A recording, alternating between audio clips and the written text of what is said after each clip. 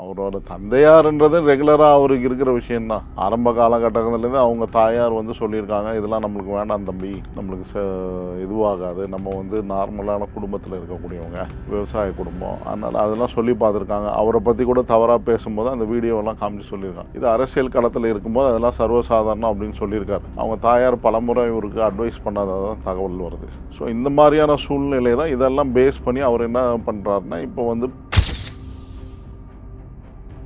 அண்ணாமலை அவர்கள் ஒரு உத்வேக அரசியல், அதாவது அவரோட பின்னணி என்னன்னு கேட்டிங்கன்னா, அவர் அவர்களோட எம்பிஏ அந்த ஐஏஎம் அகமதாபாத்தில் ஏதோ படிக்கும்போது பார்த்திங்கன்னா, இங்கே அரசியல் ரிலேட்டடாக சோஷியோ எக்கனாமிக் ஃபேக்டர்ஸ் எல்லாம் ஸ்டடி பண்ணும்போது, பொலிட்டிக்கல் சோஷியோ எக்கனாமிக் ஃபேக்டர்ஸ் எல்லாம் ஸ்டடி பண்ணுறதுக்காக தமிழகத்தில் விஜயகாந்த் கட்சி அப்போ ஆரம்பித்தப்போ அவர் கூட பயணம் செய்து அவர் எப்படி ஃபங்க்ஷன் பண்ணுறாரு, அரசியல் நிலவரம் என்னன்னு அவர் கூட சேர்ந்து அரசியல் விஷயங்கள்லாம் கற்றுக்கிறாரு அந்த ஸ்டூடெண்ட் பருவத்தில். ஸோ இப்படி தான் அரசியல் ஆர்வம் வருது. சடனாக அப்புறம் பிஜேபிக்கு ஒரு முக்கியமான யங்ஸ்டர் தேவை, இவரும் ஆர்வம் காமிக்கிறதுனால அவர் மறுபடியும் அவருக்கு என்னென்னா இன்சார்ஜ் பொறுப்பு கொடுக்குறாங்க. 6 தொகுதி இன்சார்ஜ். அதுலேயும் ஒரு சில சுணக்கங்கள், இந்த மதுரை சவுத்து, கோயம்புத்தூர் அந்த இதெல்லாம் கொடுக்கும்போது பார்த்திங்கன்னா அங்கேயே ஒரு சில சுணக்கங்கள் வரதை தான் தகவல் வருது. ஸோ அவர் செயல்பட விடாமல் பண்ணக்கூடிய சூழ்நிலைகள் உருவாகிருக்கு. அதனால் அவர் என்ன சொல்கிறது, ஒரு தோய்வு அடைஞ்சிட்டார் அப்படின்னு தான் நான் பார்க்குறேன். ஸோ அது இல்லாமல் மற்றபடி இந்த ஊழல் விஷயங்கள்லாம் அந்த டிஎம்கே ஃபைல்ஸ்லாம் வெளியே விட்டார். அது மேலே மேலே இருந்து எந்த ஆக்ஷனும் இல்லை. ஸோ இந்த மாதிரி விஷயங்களில் தோய்வு அடைஞ்சதுனால அவர் ஒரு மன வருத்தத்தில் தான் இருந்திருக்கார். ஸோ அதனால் இந்த மாதிரி விஷயங்கள் இருக்கும்போது பார்த்திங்கன்னா இந்த சூழ்நிலையில அவருக்கு பாஜகவனோட மேலிடம் என்ன முடிவு எடுத்திருக்காங்கன்னா, இப்போதைக்கு இந்த தேர்தலில் நயினார் நாகேந்திரன் வச்சு தான் பண்ணணும் அப்படின்றது தான். ஏன்னா அவர் அதிமுகவில் இருந்தவர், அதிமுகவோட இணக்கமாக செயல்படக்கூடியவர். அது இல்லாமல் ஓட்டு டிரான்ஸ்ஃபர் ஆகும். அவர் வச்சுக்கிட்டால் ஒரு 60 தொகுதியில் ஓட்டு டிரான்ஸ்ஃபர் ஆகக்கூடிய அதிமுகவினோட ஓட்டுகள் அங்கே மாறும். அண்ணாமலை விலகினதுனால அங்கே தோய்வடையும் அப்படின்லாம் நம்ம சொல்லுவோம். அதுதான் அவர் பிரச்சாரம் பண்ண போகிறாரு, களத்தில் இருக்க போகிறாரு, எங்கே பிரச்சாரத்துக்கு கூப்பிட்டாலும் போக போகிறாரு. ஸோ அதனால் பாதிக்கப்படுறது கூடாது. அவரோட இமேஜுக்கு என்ன ஒரு ஒரு மாஸ் இருக்குது, அந்த மாஸ் ஆஃப் பீப்புள் அவர் பிரச்சாரம் பண்ணால் வாக்களிக்க போகிறாங்க. அண்ணாமலை ஃபேக்டர்னு ஒன்று இருக்குது. ஸோ அந்த அவர் பிரச்சாரம் பண்ணும்போது ஆட்டோமேட்டிக்காக அந்த மக்கள்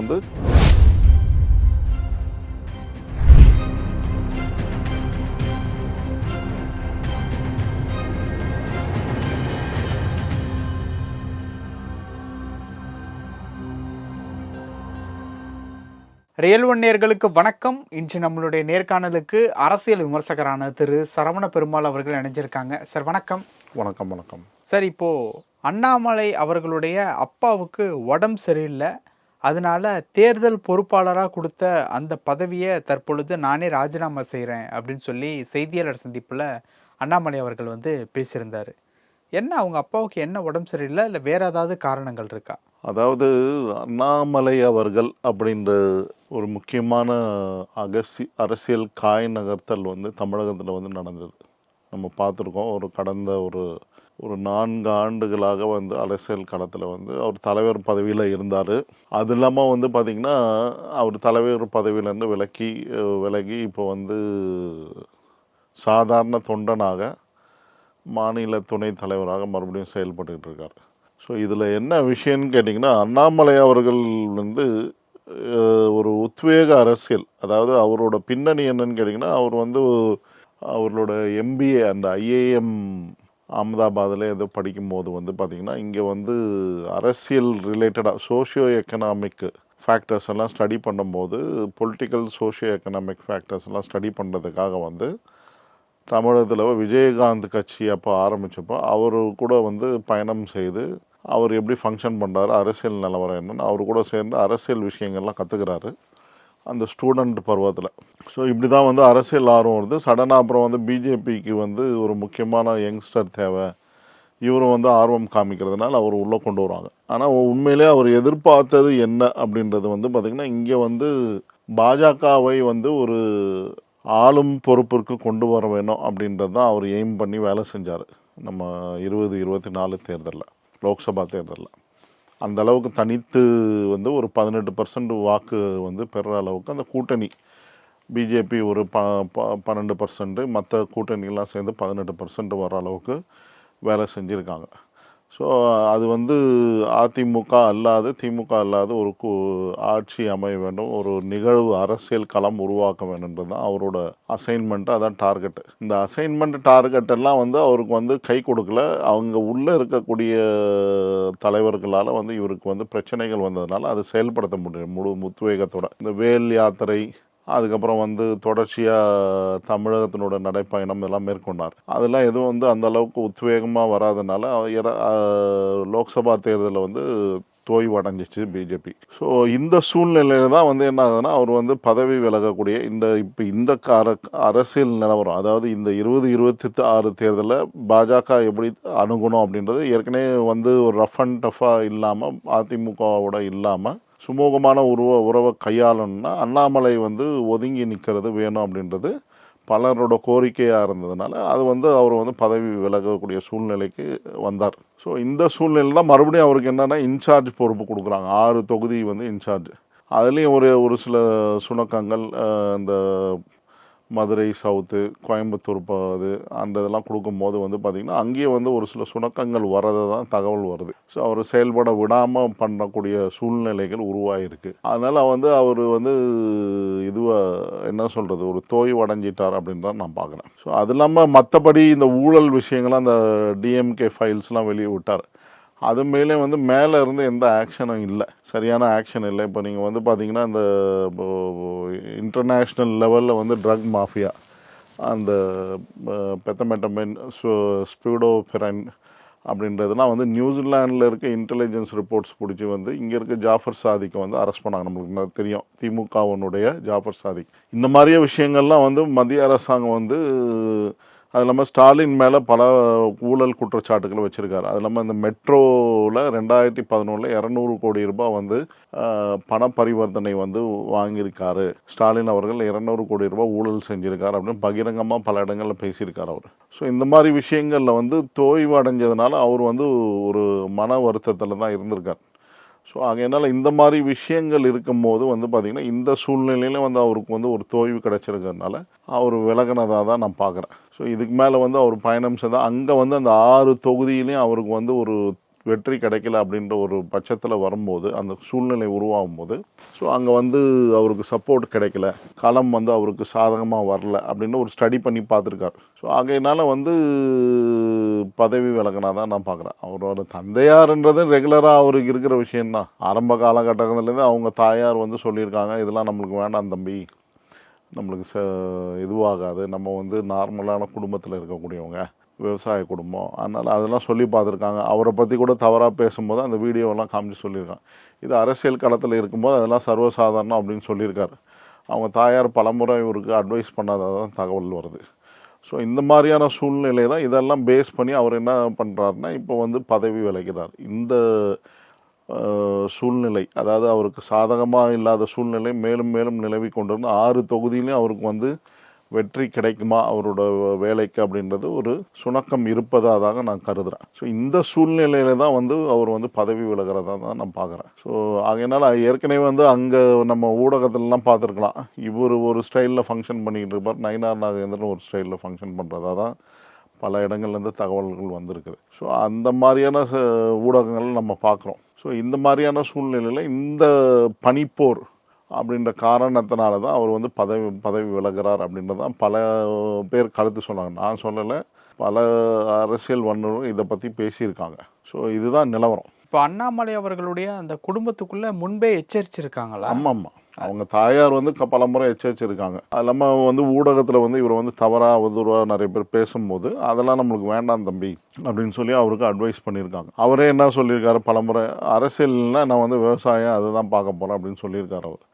ஸோ அந்த மாதிரியான நிலவரம் இருந்திருக்கு. ஸோ அவர் வந்து அதெல்லாம் மீறி வந்து வேலை செஞ்சார், அதுக்கான பிரதிபலன் எதுவுமே கிடைக்கல.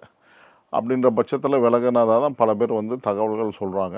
ஸோ இதுதான் நடந்திருக்கு. இப்போது இருக்கக்கூடிய ஒரு சுச்சுவேஷன் படி பார்த்தோம் அப்படின்னா, அண்ணாமலை இந்த பதவியிலேருந்து விலகிறதுனால பாஜகவினுடைய மேலிடம் என்ன முடிவு எடுத்திருக்காங்க? பாஜகவனோட மேலிடம் என்ன முடிவு எடுத்திருக்காங்கன்னா, இப்போதைக்கு இந்த தேர்தலில் வந்து நயினார் நாகேந்திரன் வச்சு தான் பண்ணணும் அப்படின்றது தான். ஏன்னா அவர் அதிமுகவில் இருந்தவர், அதிமுகவோட இணக்கமாக செயல்படக்கூடியவர். அது இல்லாமல் ஓட்டு டிரான்ஸ்ஃபர் ஆகும். அவர் வச்சுக்கிட்டால் ஒரு 60 தொகுதியில் ஓட்டு டிரான்ஸ்ஃபர் ஆகக்கூடிய அதிமுகவனோட ஓட்டுகள் அங்கே மாறும். இது 2021 தேர்தலில் வந்து தோல்விக்கான காரணமே வந்து 2-3 விஷயங்கள் இருக்குது. ஒன்று வந்து நீங்கள் வந்து இந்த சைவ வேளாளர்களுக்கு வந்து டிஎன்சி டீநோட்டிஃபைட் எம்பிசி இதெல்லாம் கொடுத்தாங்க அப்கிரேடேஷன். அது வந்து எல்லா மற்ற வேளாளர் அந்த சமூகத்தை சார்ந்தவர்கள் வந்து வரவேற்கலை. அவங்களுக்கு கொடுக்காதனால ஒரு தரப்பு கொடுத்தனால அது தோல்வி அடைஞ்சது, அந்த தேர்தல் நேரத்தில் அறிவித்தது. அப்புறம் இல்லாமல் வன்னியர்களுக்கு வந்து அந்த 7.5% கொடுத்தாங்க. 7.5% தானே, 7.5 கொடுத்துருக்காங்க. அந்த இதெல்லாம் வந்து பல பேருக்கு வந்து அதிருப்தி, மற்ற ஜாதியினருக்கு அதிருப்தி அங்கே இருக்க ஓட்ஸும் ட்ரான்ஸ்ஃபர் ஆகலை.